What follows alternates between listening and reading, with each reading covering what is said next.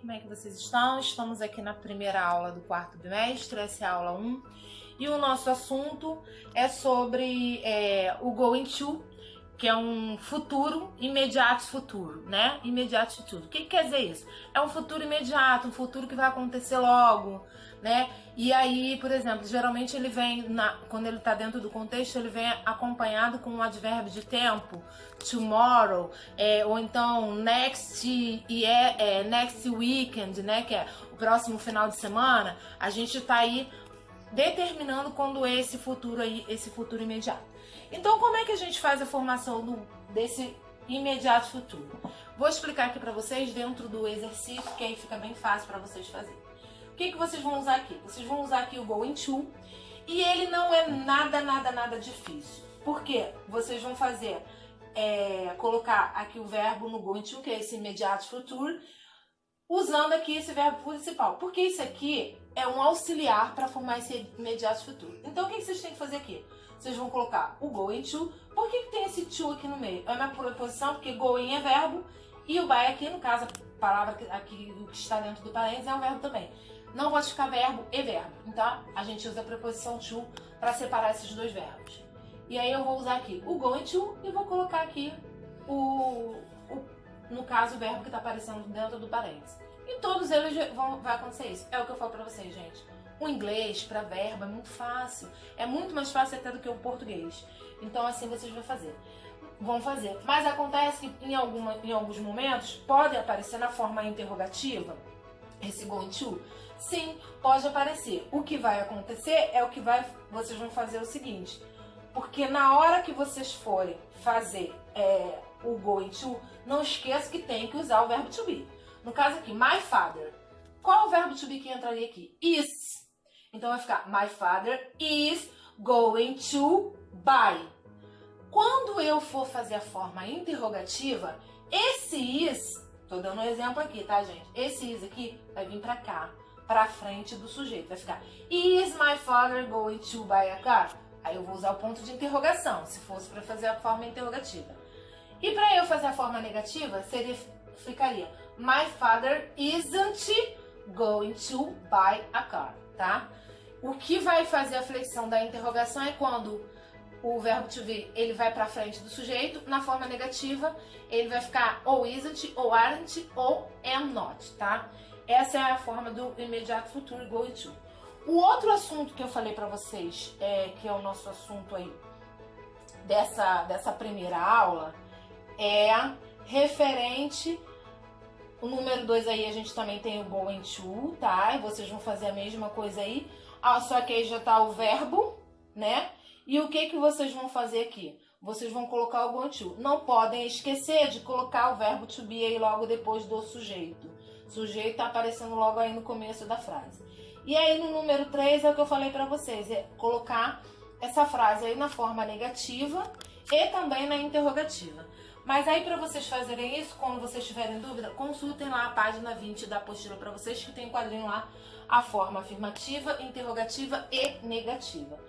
E o outro assunto aí são as preposições.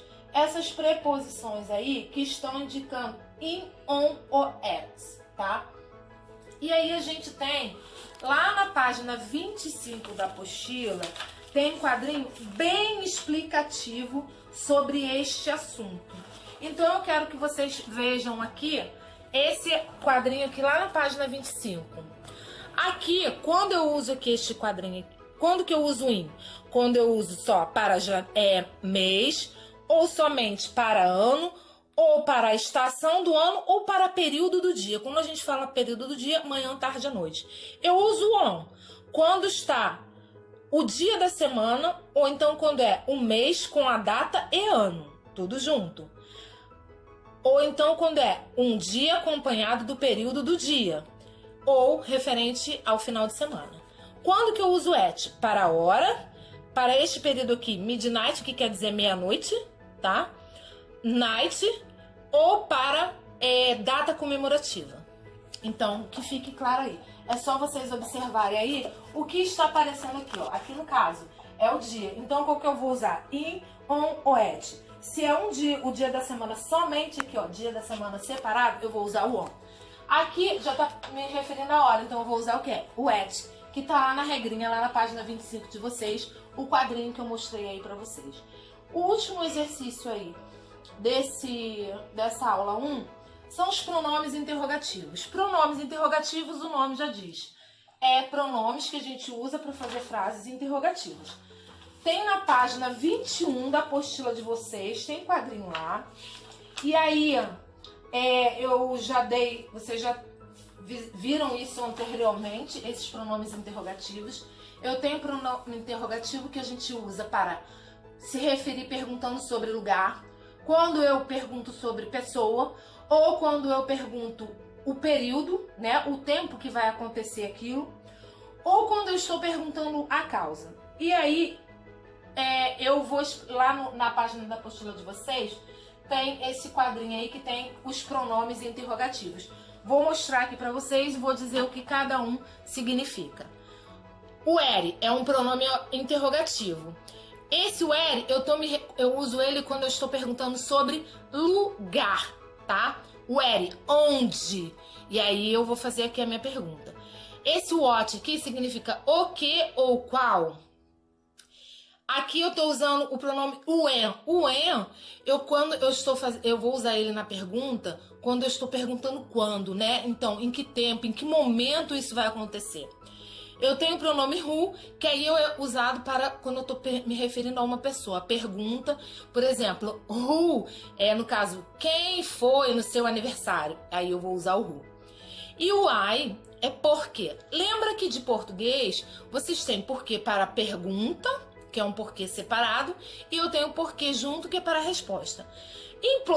No inglês, eu tenho o why, que é porquê, separado para a pergunta, e aqui eu tenho o why, que é, né, porquê para a pergunta, e o because, porquê para a resposta.